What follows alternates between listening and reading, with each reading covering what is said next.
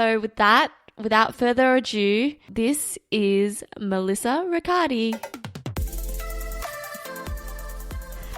Hey Melissa, welcome to the show, and I'm so glad to have you here. But before we start, what are you grateful for today? Ooh, I'm grateful for this conversation that we're about to have, and I'm grateful for my coffee, of course. I'm always grateful for my coffee. And I'm grateful that the sun's out today because it's autumn here in Melbourne and there's been some cold days. So I'm really happy that there's some sun poking out. Yeah, so good. So for people who don't really know you, do you want to give a bit about your story and how you became a binge eating coach? Sure. And what that actually means? Well, see, I've always been into personal development, as we were talking about just before we hopped on. Yeah. I used to always go to the self-development aisle when I was a kid. We used to go to this library. It was like this coffee shop / library in Australia. We have this thing called Borders, or used to. And you could read there and grab a coffee. So I always used to hang out in the self-development aisle as a kid. So I've always been obsessed with personal development and what makes people change. The brain, all of that. I find it super interesting. I nerd out on all of that. And I struggled with bulimia and binge eating since I was 15, 16. That's when it started. And it started because I was a number of reasons. A couple of reasons where I was restricting for a couple of years before that because I was, growing into my own. I wasn't a skinny kid. I was like a chubby kid, but I wouldn't say fat. But all the kids would pick on me when I was younger, and that really got to me. And so I thought, okay, well, I'll just lose the weight. And so I went on these crazy diets and ended up turning into bulimia and binge eating. So that happened till about 21, 22. I was able to overcome the bulimia by myself, but I was still struck with the binge eating. So that one was a really hard thing for me to overcome. And I went to therapist after therapist. I read all the books. I went to, I did all the diets. I thought it was a food-related problem, so I would, change my diet and see if that would stick. I used to think that it was a willpower problem. And so, nothing was shifting, and I had other behaviors that I wanted to change in my relationships. And so I went to this mentor that my boyfriend suggested to me. And I was like, no, because I'd tried everything and I didn't want to go to another one and fail yet again. So I'm like, no, I don't want to. But then it ended up being so bad that I'm like, no, I'll just do it where I don't have anything to lose at this point. And so he was able to help me tremendously. His background's in hypnosis and conversational hypnosis and NLP. So he was able to help me with binge eating and a bunch of other behaviors. So he didn't specialize in binge eating, but he was able to help me with it. And I mentored under him for a couple of years, and he really taught me the ins and outs of behaviors and how to shift someone's thinking, how to reframe things for people. And it really helped me in all areas of my life. So, and I was like, yes, this is what I want to do. Because I've always known I wanted to help people, but I didn't know what specifically with. And because I had struggled with binge eating myself, I knew that it was something that called to me after I started working on those things within myself and really shifting them. So how old were you when the binge eating began? Well, it began alongside the bulimia because I would eat a lot of food and then throw it up. Yeah. So that's what would happen with bulimia. But then I had overcome the bulimia side of things about 21, 22. But then I was still stuck with the binge eating part. So I'd still eat a lot of food. I just wouldn't throw it up. Yeah. So I would sit with all of that discomfort within myself. And that was the struggle, like really being able to solve that mystery of like, why am I turning to food? Yeah. And when you say you went through a lot of restriction as well, what was that like? Yeah, so I would go on every diet you can ever think of, but at the time it was no carbs and just counting calories and being super, super strict. And the thing is, I got a lot of praise for it because I did lose the weight and, I was more attractive to guys, to other people. And so I thought that I was doing the right thing because of that, because I was very outwardly focused as a child, as you are as a teen. And I never really learned to go within and really focus on my own cues and my own wisdom of my own body. Yeah. I was very outwardly focused and I'd care a lot about what other people thought. And that really, I was like, okay, so you're liking me when I look like this? Cool, then I'll just keep doing it. But unfortunately, it only works for so long when you're dieting. And then eventually it catches up to you. You can only diets don't work long term. You can only sustain it for so long. It really has to be something that's a lifestyle. Yeah. Personally, I really hate the word diet. Yeah. Already in the definition itself, there's a sense of deprivation. Yeah, exactly. And this sense of over control. You're trying so hard to control it, but really, through that trying, it's actually controlling you more than anything. Yes. And that's why people turn to food for that control factor. It's something in their lives that they can control, which is probably what a lot of people know on a logical level. I try and use food to control. Like if you've done any reading, you probably already know that, but it's really getting it on an emotional level and really delving deep into the beliefs there to figure out why you specifically struggle with food. Yeah. Okay. So what is binge eating and what is emotional eating? Are they similar, same things or?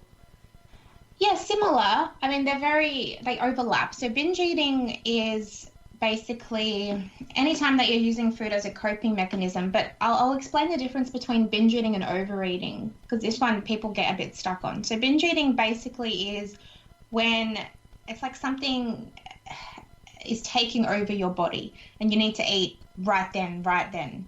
Yeah. Like you're like, no, I need food right now, and you rush, like you literally go out of your way to go to like McDonald's or Hungry Jack's, but there's like this trigger that goes off in your body. It's so overwhelming, and you feel the need to eat and eat and eat, and then you don't stop eating, and it's a very unconscious thing, right? So that's how I can best describe it. And you usually end up eating a lot of food, like a lot of food, right? A lot of volume of food.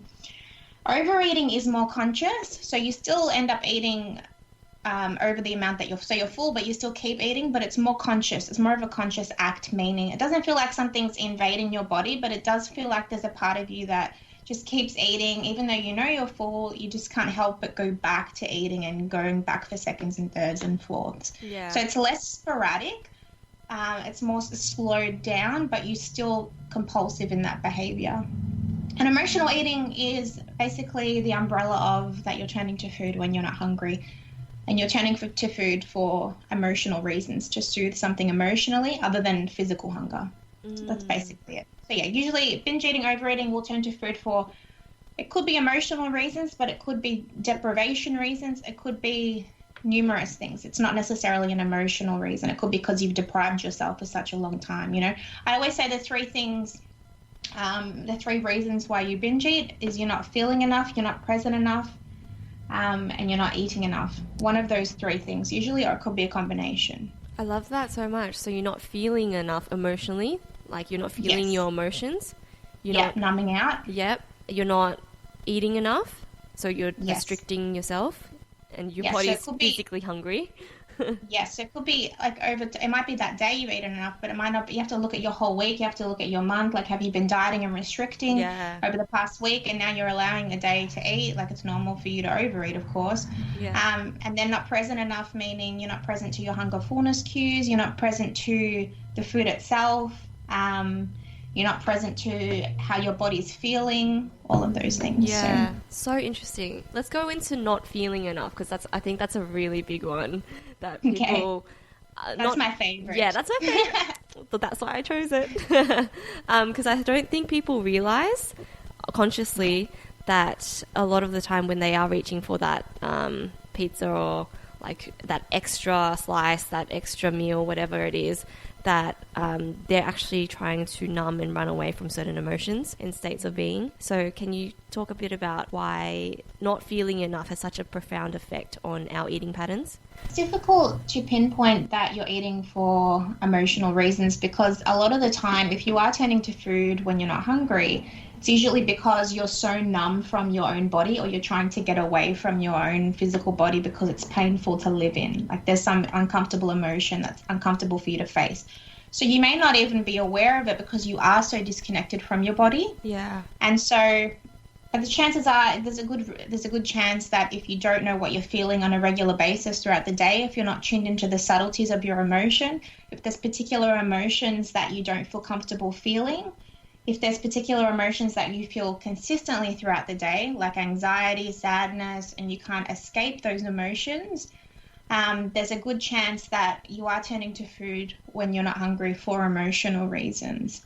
And it's uncomfortable. That's why we don't do it. You get into the habit of turning to food because that's maybe something that's become a habit now. And, food does have a sedative effect. And when you eat a lot of food, if you're feeling an uncomfortable emotion, you're putting your body in a stressed state, right?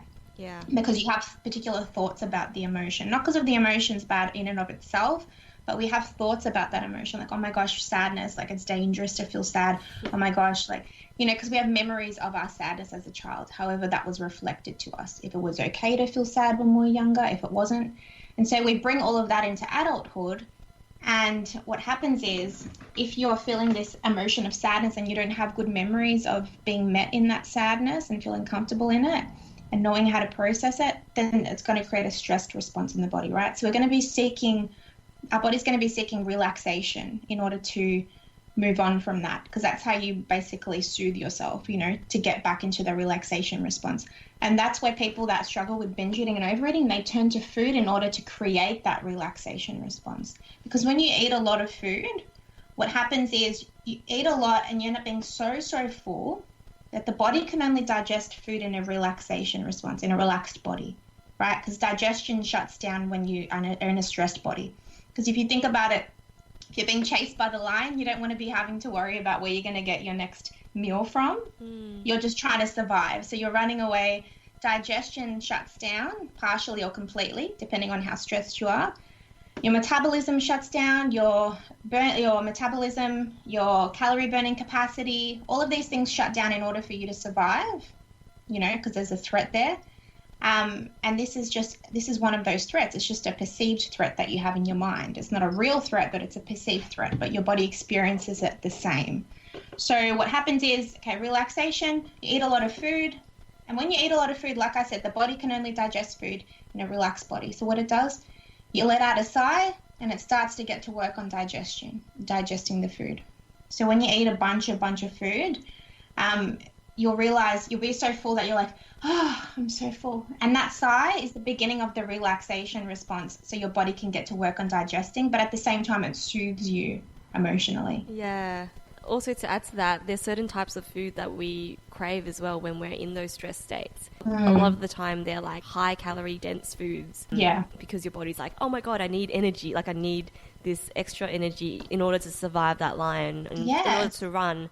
And it could be like really high fat, high sugary foods.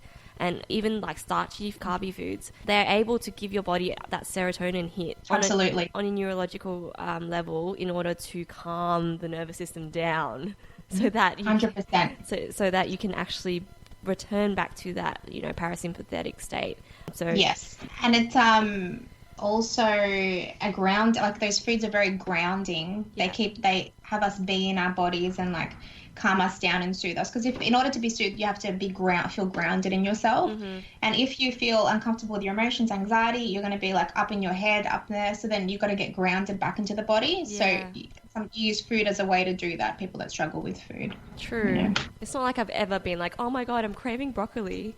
Like that's exactly. Like I'm so stressed right now, let me go eat a bunch of kale. Like don't think that's ever happened. It's always been like, I need something quick, fast sugar, to just like give me that hit. It's crazy. Okay, so how can people start recognizing whether or not they are stress eating or like a binge eater? Like what are the, I guess, traits that people should be aware of in their patterns? So the first thing is to slow everything down and just start to, instead of being outwardly aware, be inwardly aware. So just start to tune into the body. Okay, so try and getting back into the body. As I said, when you binge eat, you're disconnected. So as soon as you can get in the body, the better. If you notice, simply noticing that you have the urge to binge is a really great start. Like it's a very first step, baby step, but it's really important, because then begins the awareness and the curiosity. Okay, like I'm feeling the urge to binge right now. Or, okay, if I'm overeating, I've just eaten 3 Tim Tams, and I'm full, like I just had dinner, so I don't know why I'm turning to this. Just starting with that curiosity instead of judgment towards the self, right? Because when we binge eat, people that binge eat are very, very hard on themselves. And that when you're hard on yourself, you actually disconnect more from yourself. So that's what we don't want you to do. We don't want you to be like, oh my gosh, I'm so frustrated with myself. That takes you and pushes you away from yourself every time you have those thoughts. So I want you to be consciously aware and move towards yourself. So the way you move towards yourself is by getting curious and acting as if binge eating was there for a reason, that overeating was there for a reason, because it is. It's there to, as a messenger, to be like, hey, something's not right here. Something's going awry in my life. Like, so let's look at that instead of looking at it as something that's trying to sabotage you. And that's why it's so helpful to have someone there to help you, guide you through that, because sometimes it's so challenging to not be frustrated at yourself if that's what you're used to and you want to stop the behavior. And it is painful, and you feel disgusted in your body. So you're like, how am I supposed to love myself when I'm like this? How am I supposed to be there for myself? So that's why it helps to have someone be able to be a mirror for you and be there for that part of you that's binge eating.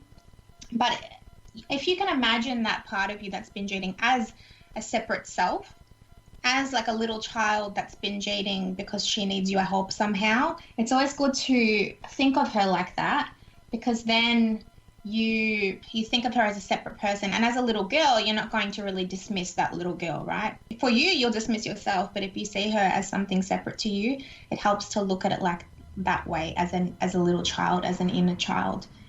So you can have a conversation with her and start connecting and building that relationship. It's just a metaphor. You don't actually have an inner child, but it helps to actually transform that binge eating behavior by thinking of that relationship as something that needs to be built and established. So true. Because it doesn't just happen like that. And a lot of the time you've spent years integrating all of these habits, because a lot of it, like you said before, is habitual, and you've just done it over and over and over again. So to rewrite a new pattern is going to take time as well, I think. Yeah, exactly. Yeah. And it's not...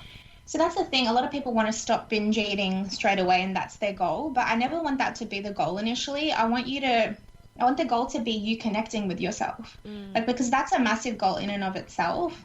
But if you can come from a place of curiosity instead, and even when you get that urge, maybe you can just sit with yourself, and taking some deep breaths is a good way to get into the body. Some conscious breaths. So just breathing in through the nose, holding at the top for 2, and then releasing for twice as long as you breathed in for. And what that does is relaxes the nervous system. Because we have to get into a relaxed state first. Like, that's the most important thing, because you can't be trying to change yourself from a sporadic place. You need to be grounded first. And the breath is a really great way to do that. And then you can start connecting with that part of you and be like, hey, like, okay, what's going on? Like, there's a part of me that wants to binge. Like, I wonder what's going on. And just starting that curiosity process of like, okay, what's going on in my day? Like, is there anything that I've been feeling? Is there anything that has brought me, any kind of anxieties or anything like that? Like, is there anything that I felt uncomfortable with today? And just starting reflecting and assessing and contemplating, and that's the best place to start, really. Yeah. Just being awareness. So breath work. So inhale, hold 2 seconds at the top, and then exhaling for double the duration. How long would you do that for? So 5 breaths is good. Yeah. So 6, you can do 6 counts in, hold at the top for 2.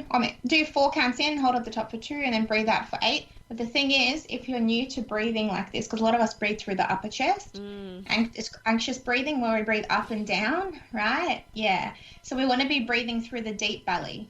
So where you put your hands on your belly, take a deep breath in, and as you breathe in, your stomach goes out, so you're pushing against your hands. Okay, that's it. That's an in-breath. And then the out-breath is where you're pushing the belly to the spine. And the thing is, a lot of people they have weak muscles in their stomachs because they're not used to breathing that way. Because we sit down, we don't activate those muscles enough.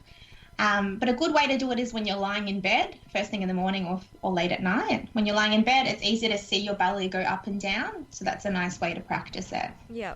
Are there any other things that you can do to ground yourself in your physical body? Like in the moment of wanting to binge and being aware of that?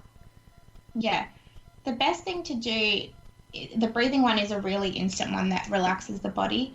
After that, you can set an anchor where you can just put your hand on your heart and just check in, take a few deep breaths. I never want you to it's not that I never want you to, but it's not good to distract yourself from binge eating. That was going to be my next question, actually, because you hear a lot of people that talk about this stuff, and they're like, "Yep, just replace that activity with a healthier activity, like go for I can't stand it. you know, like you go for a walk, or you just like completely just do something else, watch TV, or I don't know, read a book." What are your thoughts on that? My thoughts on that is I don't like that for the very reason that there's a part of you that's wanting your attention and that's in pain, and you're basically pushing her away by turning to something other than what she's trying to show you. Because binge eating is that part trying to get your attention because it feels misunderstood, because it feels like no one's listening to it. And so the worst thing you can do is then disconnect more with that part of you and go turn to food, go for a walk, and not also get the gifts of what that part's trying to show you, because those emotions are so strong in that moment that you have the urge to binge. It's such a beautiful opportunity for you to connect with yourself while the emotions are so high, because it's hard to connect later if you were to distract yourself and then come back and work on yourself and try to connect. It's going to be a lot harder. So you might as well try and do it in that time, in that moment. But I don't have a problem with distracting yourself. Like, for example, if I'm working on myself and I'm trying to process something and it's a big thing that I'm trying to process, sometimes I'll distract myself with the conscious intention to come back, but I'm just taking a break and taking space. Yeah. But that's different because I'm not trying to get away from myself. And that part knows that I'm there for it, and I'm just need a breather, and I'm going to come back and help it. So that's the difference. But you know, you just miss out on the opportunity to connect with yourself and know yourself on a deeper level when you turn to food, when you go for a walk or take a bath, right? It's relaxing, but it doesn't actually solve the root of the problem, and you won't overcome binge eating that way ever. Yeah, exactly. And it will just happen again a couple of days later or a couple of weeks later, whatever it may be. Yeah, it will just show up again because you're not getting the message for it, that you need to actually evolve as a person. I love that you call it an opportunity. It's a gift. It's a gift. Oh, it is. It's a beautiful gift. I always say binge eating is a gift because the people that can overcome it get the opportunity to really know so much deeper about themselves. Like, I'm so thankful and grateful that I got to go through everything that I did with binge eating because I know myself so much better. I'm much more connected to myself in a deeper way than most people are. Most people are walking around very disconnected from themselves. Why do you think this is an that opportunity for you to? Because as children, we learn, you know, as we grow up and we're socialized, we learn what's okay, what's not okay. And unfortunately, what we learn as not okay is, you know, particular emotions, sadness, anger, frustration. Guilt, when you get shame. Yeah, exactly. That it's not okay to feel that. And so we have to disconnect from that part of us because it's not safe to feel it, because Mum doesn't want me to feel that, and I need to keep her love because she's keeping me alive. So guess what? I'm going to disconnect from that part of me that's sad and angry because that's not allowed in the household. Yeah. And in society in general, you know, people that are angry, people don't like people that are angry. Yeah. But anger is a way for you to set boundaries. So every emotion is really, really important to integrate back into your life. So if there's particular emotions that you're disconnected from in your life, you don't like to feel, those are the very ones that you need to form relationships with and integrate back into yourself because those are necessary. Like, if you don't have a good relationship with your anger, chances are you don't know how to set boundaries for yourself. Oh my God. God. You're not very good at it. Either you're in extremes, like you're not setting any boundaries, or you're yelling at someone. Yeah. If it gets to that.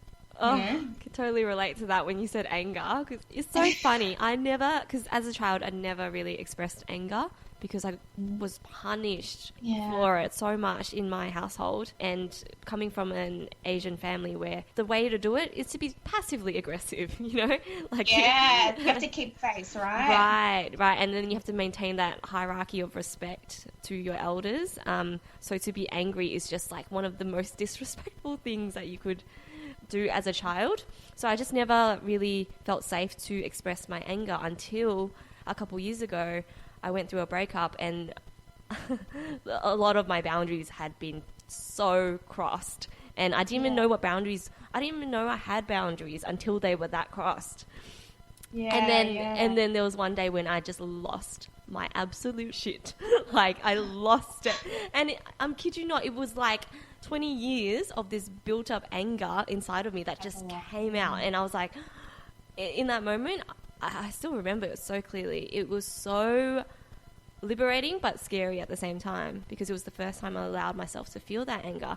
And then from that moment, I realized how important it was to actually allow myself to not only feel anger but to express it in a healthy way. And what it gave me was clarity about what I will and will not accept, clarity on where my lines are, my boundaries are. And so when you said that, I was like, oh, speaking to myself. That's such a beautiful thing. I love that you've got into that place. And it's a journey, it's an evolution, right? And the thing is, as children, we aren't allowed to have our own identity generally. So with your parents, for example, if you would express anger, and they're like, no, why are you angry? Like, you shouldn't be angry. Yeah. And then you're like, okay, but I feel that way. So that's my truth. So I'm confused. And as a child, you just like, okay, that's my truth. But this person's telling me, who I see as God, by the way, because you see your parents as God. You're like, okay, that might not be my truth then. So you shove your truth down and you learn not to actually tune into that truth and that wisdom of your own body, your own identity, and separate from your parents, right? Yeah. And so you don't learn to develop that, your own desires, your own dreams, your own belief systems. Like, you don't think to question that. And so as an adult, your beliefs are aligned with your parents. Like, what you want for life is aligned with your parents, because you don't have your own identity. You haven't been allowed to establish that. So that's really important for people that struggle with binge eating too. Yeah, well, really important for everyone, I think. Everyone. Yeah. If you don't know yourself, like, you can't really create the life that you want then. Yeah. And that's why you feel unfulfilled, because you don't have your own identity and willingness to explore what it is that you want to do. Yeah. So interesting. Another thing that I recently realized, I think it was a couple months ago, and then one of the big epiphanies that I had was that whenever I was stressed and turning to food, I was always in a state of scarcity. So just not enoughness. And I would be constantly going to food in order to help fill myself up. But it was something that I just couldn't, you can't fill up, because it's just like you're coming from a place of lack. So when I realized... And also because you're trying to fill yourself up physically, but it's emotionally that you're trying... You know, because the brain works in metaphors and like imagery. And so if it wants to fill up, if your mind's like, oh my gosh, I feel not enough, then your mind wants to get to work on finding a solution to that. Yeah. And so it's like, okay, fine, you don't feel enough. Like, let's fill you up. And then the brain's like, with food, because that will fill you up. And so you turn to food to fill you up. But it's like, no, it's just a metaphor. You actually want to be filled up emotionally, like it's emotional needs. So that's so interesting. It's so true. And so then I reflected back on my years in high school and stuff like that. And I realized how much of those years I was spent just trying to make myself feel like I was more through food, and also comfort myself as well. But it's just so funny. It's really insane, because at the end of the day, like, it would have just never been enough unless I filled myself up from within, you know? Yeah, but I mean, that not enoughness is so, like, everyone, I feel like, has some level of that within themselves. Yeah. And it shows up in different ways. It may not show up with binge eating, but other coping mechanisms or other ways that you sabotage yourself, or that you don't reach for things that you desire. But yeah, it happens with all of us on a deep level, and the undoing of that is a journey. It really is. It's an ever evolving journey, and there's always like more and more layers to unfold there. Yeah. Why do you think food is such a big, I wouldn't say problem, but like a big way, a path that people use to numb their emotions? Like, why food? Well, if you think about it, when we're born, the first exposure we have to food is through your mum's boob, right? Yeah. And so we learn to associate food with love in that way, subconsciously. That's the very first experience we have. That closeness with mum, that intimacy, is very, very aligned with food for a very, very long time.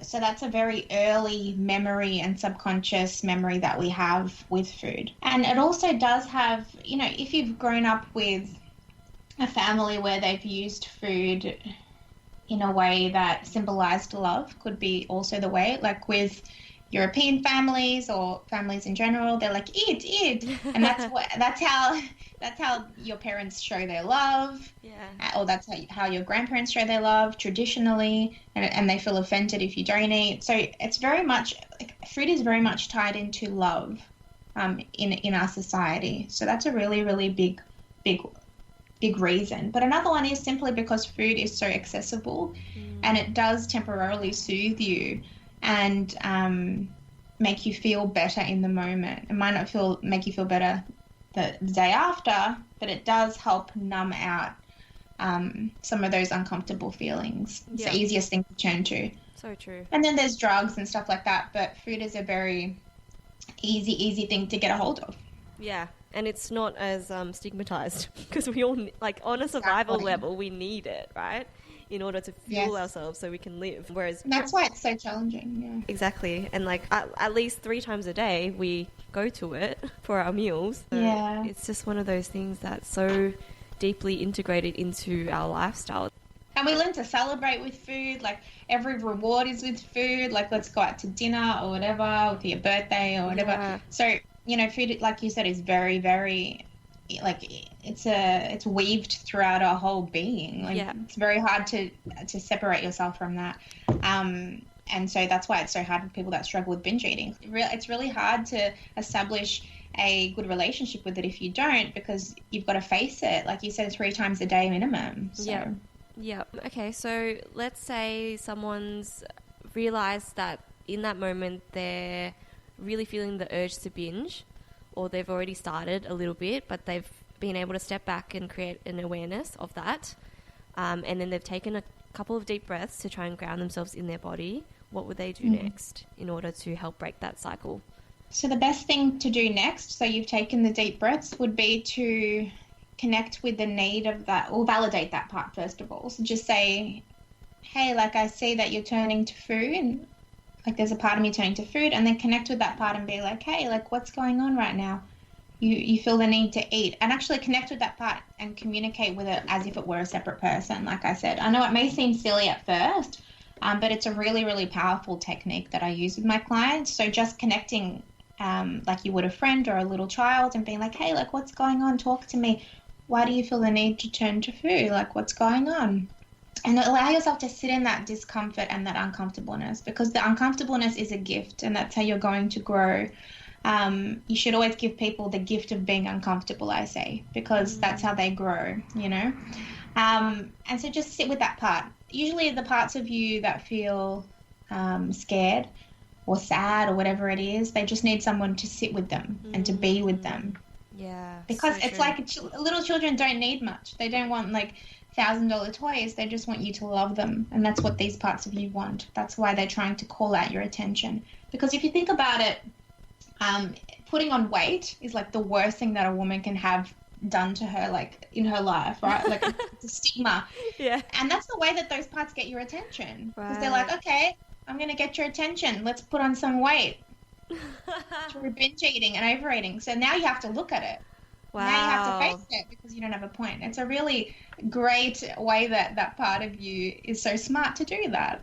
It's like, fine, I'll pay attention now because I've gained 20 pounds and I can't fit in my size 8 jeans. Yeah. Now I really, really have to look at you and see, like, what's up, you know? Exactly. Wow. So connecting with that part is a massive thing. And just that part's going to talk back to you, that part of your subconscious. So just start to develop that relationship. It may take a few times for that part to respond, and you may need some care and some guidance in order to do that. There's a great book if you're wanting to do it on your own called The Completion Process by Till Swan. And she takes you through all her steps, and they're very similar to how I teach and what I do. Yeah. She's great. I love her. Yeah, she's amazing. Oh, I'm so glad that you know her. So take a few deep breaths, validate that child in you, like, almost like just nurture it. Because a lot of the time I think we want to bash the crap out of it and just berate it and be like, why are you there? Like, demonize it in a lot of ways. Yeah, because that's what has been taught to us. That's how we've learned to treat it, by being treated that way, right? And so the child parents you the way that it's been learned to parent, the way that it's been parented. So we don't know any different. So we have to do different and reparent ourselves in the way that we were supposed to when we were children. Yeah. would you also then try and recognize which emotion it is that you're trying to run away from? Yeah, you can ask that part numerous different things, whatever feels right to you in the moment, but you can be like, hey, like, I'm with you now. Like, I'm not going to let anything happen to you. I'm here. And validate that part first of all. And then you can go into, like, what are you feeling right now? What's going on? And, you know, you may not be aware of those feelings within yourself. So a really good starter outside of your binge eating is to go up, and this is one of Till Swan's tools that she uses. Basically, you set a timer on your phone, right? You print out a list of feelings, or you can have it on your phone, and sensations, right, of your body. And what happens is you set a timer on your phone, and then it goes off every hour, every couple of hours. And what you do is when the timer goes off, you go inside of your body and you pick a sensation from the list that you're feeling. And you pick and when you've done that for a week, you then pick a feeling that you're feeling. So then you're learning to tune into your body and understand the subtleties of the body throughout the day. And that's a really good way to start turning inwardly as opposed to outwardly. So when you say you pick a feeling, as in you pick a feeling that you're currently experiencing? Yes. Okay, got it. And the child you can pick it. So it's easier usually for the child you to, if it sees it on paper, visually to be like picking it. Your subconscious can pick it. Because sometimes it's hard when you don't know anything about feelings, because for so long when I started this journey, I didn't feel anything but numbness. Yeah. And like, so I didn't know anything about the subtleties of, I don't know if I'm feeling sad or angry. Like, I only knew the extremes of those emotions. I didn't know the subtleties of them. And so doing this really, really helps just to start, you know, giving you some language around emotions, that emotional language that is so, so important. Yeah. It just gives us a language to understand ourselves better and connect with ourselves better. And you're just understanding the landscape of the emotional body, because we're not taught that. Well, a lot of the time we're taught to analyze it and make sense of it and, you know, attach logic to it. So really what we're doing is using our mind to try and understand the emotions, which doesn't like in this case, you're trying to tune in with the body, so it doesn't really work. Yeah, exactly. Yeah, that's why it's so hard, because it's a good way. People usually that struggle with emotional connection are very intellectually smart, and developed. And for them, you'd think that, you know, they're like, I'm so smart, why can't I do this? It's because you are so much in the mind and you're not connected to your body enough. So that's really where your work is going to be. Just trying to develop that emotional language and connect more with your body, and body-based practices like yoga, breath work, like body mapping, where you're just like checking for sensations in your body and feelings, and really trying to spend a lot of time in your body, because it's comfortable for you to live in your mind, but it's not so comfortable in the body. So you really have to push yourself in that way. Because it can intellectualize the shit out of everything, but it doesn't help us. Reading the books won't help you. You need to actually do the emotional work. That is where the healing is going to be, 100%. Yeah, and like you said, where the purpose of this is to reconnect back into yourself, into the body. Yes. So intellectualizing the shit out of it is actually going to distance you from that. Yes. It's a way for you to pretend like you're doing something because you're reading a book about it, but you're not actually doing it. Like, you have to actually take action. That's where the uncomfortableness is going to be. If you're not being uncomfortable, chances are you're not doing it right. Oh, I love that so much. So true. So true, though. So I want to talk about overeating. Like, you know, sometimes when I'm at dinner and I have a meal there and I know I'm full, like consciously, I know I'm full, but there's still some left. And I'm like, oh, you know, I might as well finish it or whatever. And I'm sure a lot of people can relate to this with just eating that extra bit more than necessary. Are there any sort of cues or tools that you use in that moment in order to kind of get closer to your body and stop falling back into that habitual pattern? Yeah, good question. That's a really great question. So the first thing to be of is aware that you're doing that, which sounds like you are, so that's awesome. The next part is to really understand that you are physically full, so it's not a hunger problem. It's not a physical hunger problem. So there's something else going on. And usually a lot of the time it's got to do with, like, do you have anything to look forward to after you finish eating? Oh. Because if you don't, then why would you want to stop eating if this is the most glorified, fantastic thing that you're looking forward to in your day? Then, you know, what else are you going to do? You're going to keep eating because that's the only thing that brings you joy, right, in your day. Your life has to be like full of joy, full of pleasure, And if it is, then you won't feel the need to over it because you're like, oh my gosh, like I'm going to finish eating and then I'm going to do like some amazing things. Like I'm going to go to take my camera down the beach, or I'm going to go take my camera to the thing. Like you have to have a lot of things in your life going on that bring you pleasure other than food. Ooh, I'm just going to let that hit home for a lot of people right now because, no, honestly, as simple as that sounds, it's powerful because how many people only use food as their main source of pleasure, right? Yes, and reward. And reward. Oh, that's a big one too. For a hard day's work. Yeah. Oh, yeah, I'm going to go home because I deserve it. Yes. What would you say to those people? Well, I'd say you deserve pleasure all the time, not just when you've done something that you think deserves a reward. Like, it's really important. And I've got a course coming up, calling in your pleasure in June, which talks about all of this. It's a 10-week course, but it's basically experiencing pleasure in all areas of your life. So then you have other things to look forward to. Like in your career, are you where are you not fulfilled in your life? In your sexual life, in your intimate relationships, with your friends, in your social circles, in your passions. Do you have passions that you look forward to? With food, with body, like all these different areas, where are you not fulfilled? Where do you not feel like you're showing up?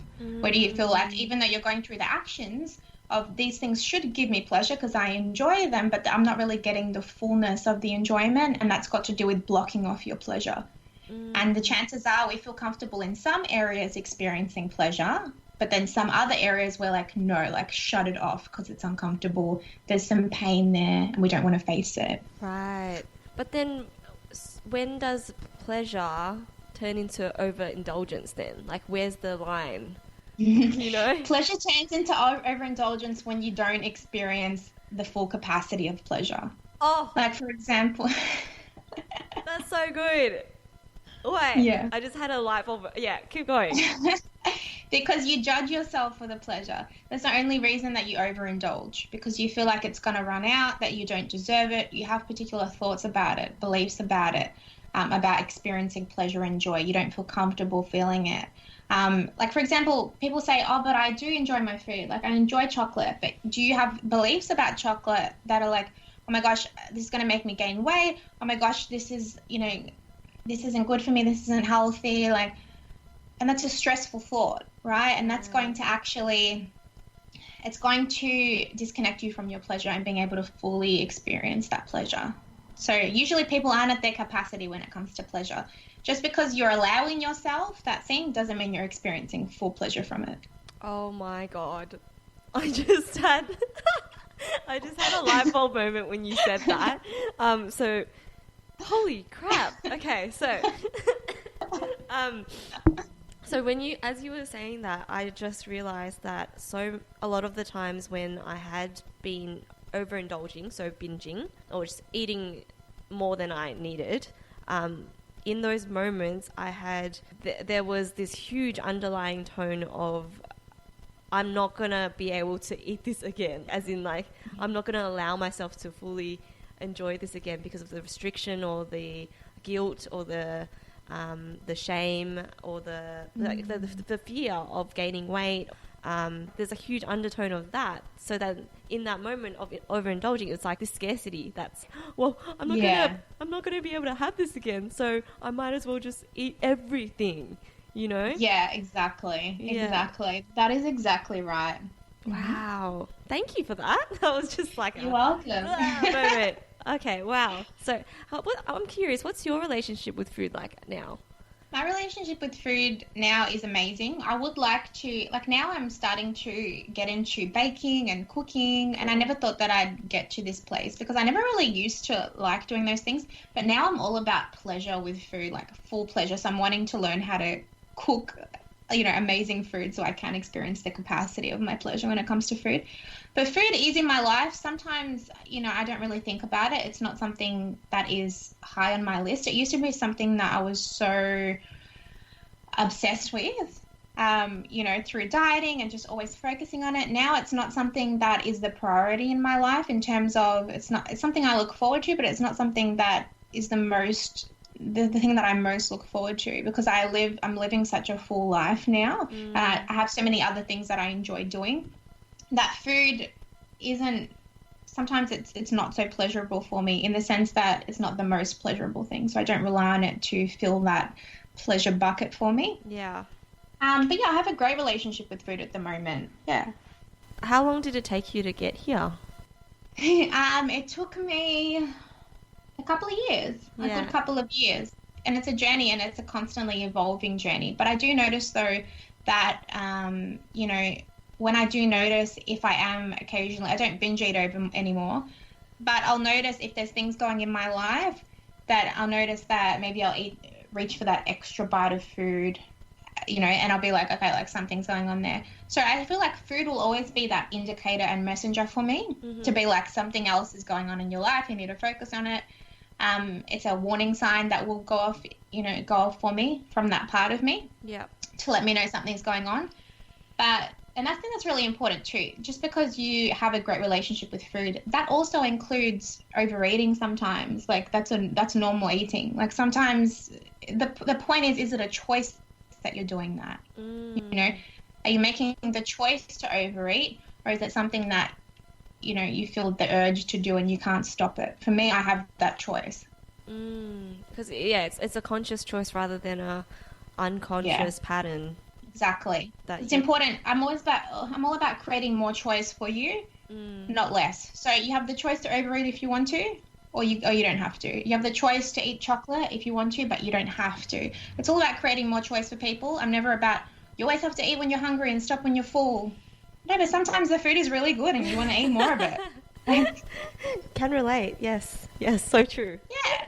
If you're willing to put up with the consequences of that, which is that you're gonna, you know, you might not be hungry for longer, or you might feel a bit sick or whatever. But I never really get to that point where I'm eating till I feel sick anymore, because it doesn't feel good, you know. So. Yeah, it's not that fun, really. Like feeling like you're about to burst.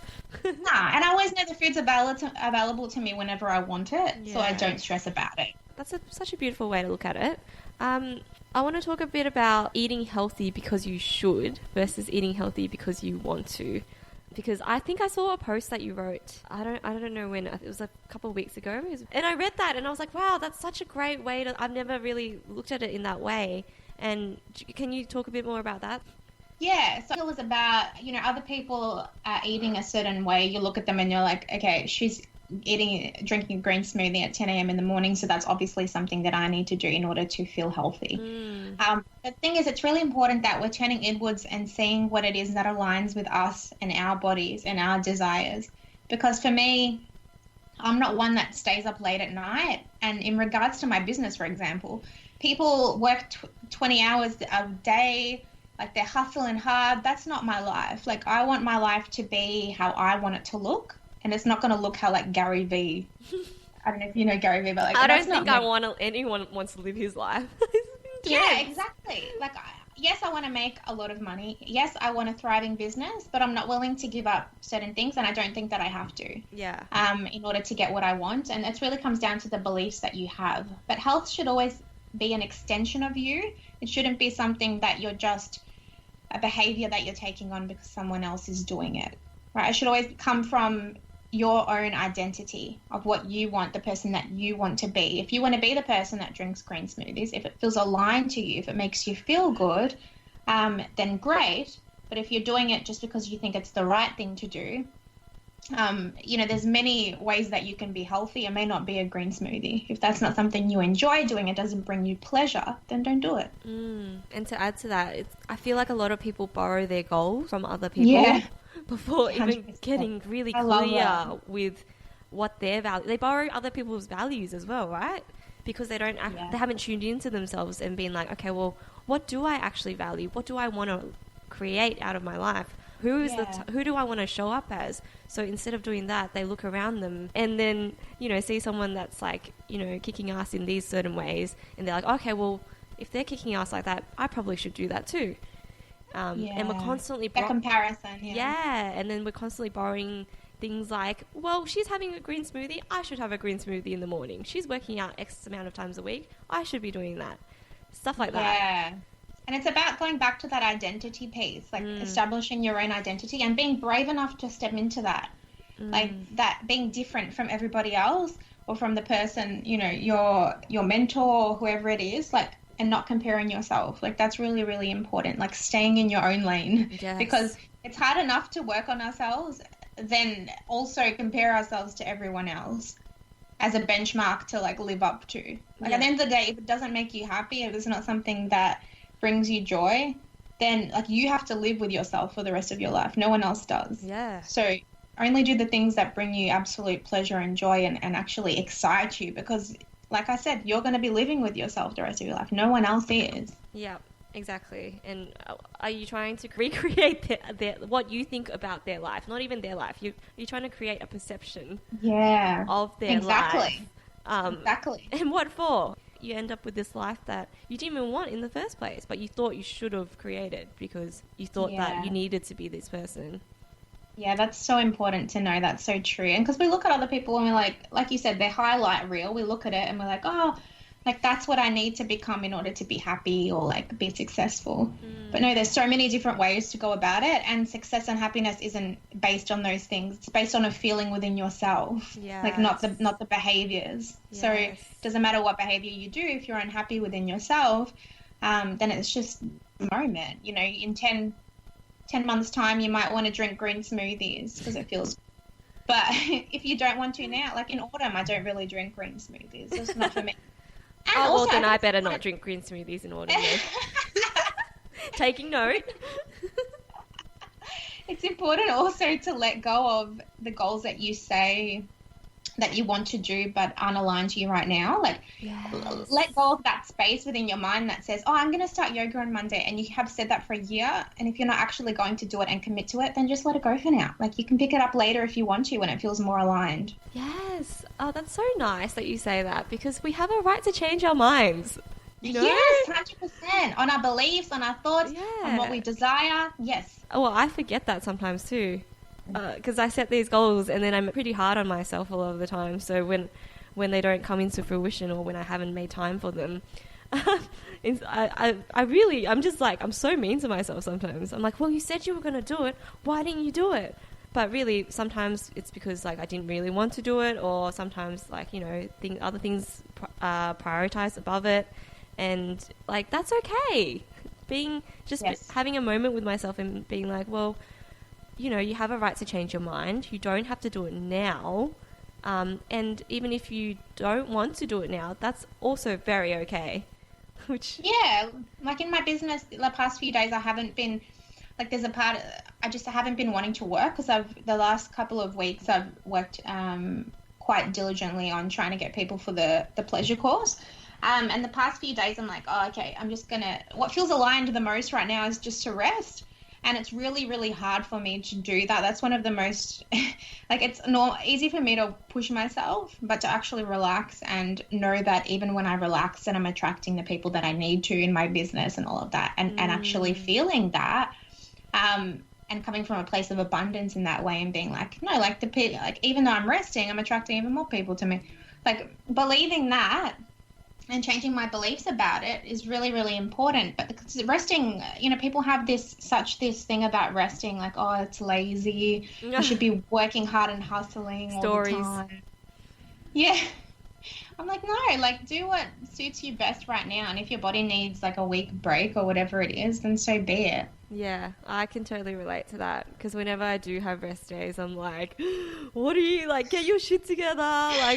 Like if you're not productive, you're not successful. That's a story that I'm really trying hard to let go of. Yeah. You know, if I'm not productive, that it's okay. Like, I'm still a worthy human being, you know? But maybe resting is being productive. Exactly. Recharging your batteries. Exactly. Yeah. And I had to get sick this week in order to like reaffirm that in my head. Yes, but isn't the body beautiful in that way where it just lines you up whether you like it or not? Yeah, it's like, I'm not even going to give you a choice because you're obviously not listening. So here's what you need, motherfucker. Like, yes. The body's always working towards healing on an emotional, mental, and physical level, whether you like it or not. So it's always for you. So don't think that the body's against you. It's actually always for you. Yeah. You just may not know the reason why, but it's definitely not sabotaging you. And if it is, it's for a reason, to protect you. So good. All right. Well, what's something that you're struggling with right now? Um, Besides the resting. Besides the resting, I was about to say the resting.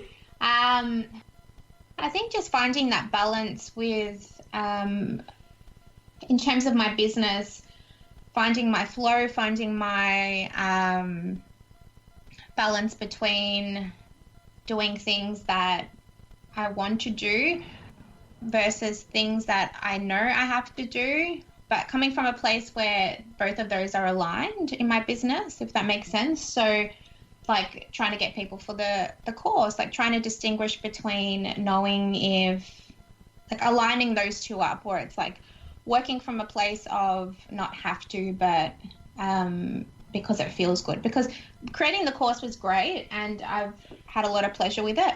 But then my momentum kind of drops off sometimes and I have to realign myself. So really trying to put this course together and not feel like I need to have it all together now too, because I feel like it starts in 2 weeks and I feel like, oh my gosh, like I have to have it all together and have it all the week by week done now, and leaving it unfinished and doing little bits at a time, like really messes with my mind sometimes, because I'm like, I like things to be completed. Yeah, me too. Yeah, so leaving it open and just trusting that, and really working on the emotions and the belief work of like whatever they need to know in that course, because I'm all about giving tons of information. I'm like, oh my gosh, I need to teach them this and this and this. But I'm trying to realize, like, I do know that simple is the best way for people to learn, like those little bits of information. And just learning to know that whatever they need to know, whatever they need to learn is what they'll get out of the course, really, and trying not to control that. Control. That's how I'm seeking control in that moment, you know. So, but these things come up not because I have the tools to work through them. So that's the important thing. Like, it's not about things never coming up. In life, things are always there's always going to be some hurdle that we need to overcome. So you might as well change your relationship to that hurdle, whether it's binge eating, whether it's something else in your life, your relationship. There's always going to be a hurdle. So change your relationship to how you deal with that hurdle, instead of seeing it as something to fear or be afraid of, or something that's sabotaging you. Yeah. Because even me, like you said, things come up in everyone's life. Mine just come up differently than food now. That's the thing, like our relationship to the things that we can't control. Yeah. Like that's really important, because there's so many things that we can't control, and we tend to think that we have so much responsibility for the things that we can't control, and it actually stops us from focusing on the things that we can control, which is the most important thing. We blow up the things that we can't control and think that they're going to be the things that stop us, but it's actually not focusing on the things that you can control is the most important, is the thing that stops you, because you're focusing your energy on the wrong thing. You can't control it, literally. There's things you can't control. I can't control what people get out of the course. I can make it as amazing as possible. Yeah. But people are going to learn what they want to learn. It's just out of my control. As a coach, you know, that's one of the things I've had to learn, that I can only give people what I know and teach them, but I can't force them to know things. I don't know where they're at in terms of their level. I don't know how long it's going to take them to get where they need to go. I can only do the best I can with what I know, with the knowledge I know. But the rest isn't up to me, honestly. Like, I can't force someone to learn, and yeah, so just releasing that control constantly is really important. But on a logical level, you can be like, oh, I can't control it. But to get it emotionally, it takes work, you know? You can't kid yourself with that. Like, you know, you have to be honest with yourself and be like, no, I really care about the things that I can't control, or this really bugs me. And coming from a place of honesty is the best way to actually move forward. Yep. Thank you for sharing that. So where can people find you? Okay, so on Instagram, I'm Beyond the Binge, so beyond_the_binge. So you can find me there. On Facebook, we have a private group, so I'd love for you to join us if you struggle with food and body.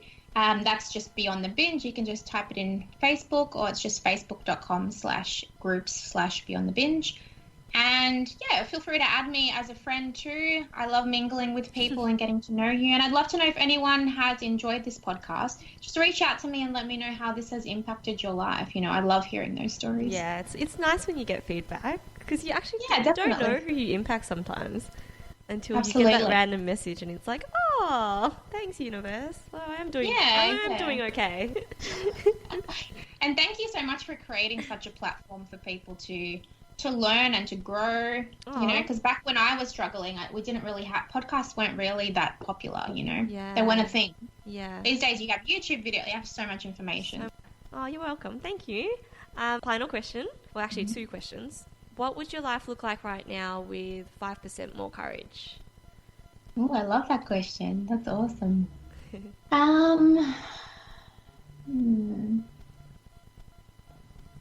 I think I would make an effort to go out more in terms of socialize more and go out in public and maybe do some more things in person than I do behind my computer screen, which I'm so comfortable doing. Like speaking? So, yeah. Yeah, like speaking at events and stuff like that on stage, that sort of a thing. Holding meetups, that would probably, if I had 5% more courage, yes, maybe I'll do that then. Oh, maybe this is a sign. Oh, fancy that. And final question, how can myself and listeners support you on your mission? Oh, so good. Simply by sharing this podcast around, by, leading people to my group, to my Facebook page, and just spreading the word on, binge eating not being a food problem, but something much, much deeper is really important, because there's so many people that struggle. Yeah. And, disordered eating falls on a spectrum. It's not just, anorexia and bulimia. There's the in-between that those people don't get help. And that's why I focus on this particular area, binge eating, that gray area. You're still able to lead a normal life, but it still impacts your ability to be the best version of you. So just really connecting with people and having conversations about food and body is really, really important. Yeah. Well, thank you so much for that. Thank you for the work that you're doing. Like you said, it's a very, very important topic that people need to think more about, be more aware about, and talk more about, because these conversations are necessary in order to get people to start realizing that they can change these aspects of their life, and to start reclaiming that power again within themselves. I think that's the important thing, because we're just constantly giving away our power too much to these things in response to just running away from ourselves. Yeah, that's what we're staying focused on the problem. Yeah, too many people staying focused. I have a 60-year-old client at the moment, so if she can reach out and do it, then everybody can. Beautiful. Yeah. So thank you for Never that. Too late. And just really appreciative of your time, and really appreciative of your energy and your wisdom bombs and wisdom bombs. I love that. Yeah. You're so welcome. Thank you so much for having me on, Beth.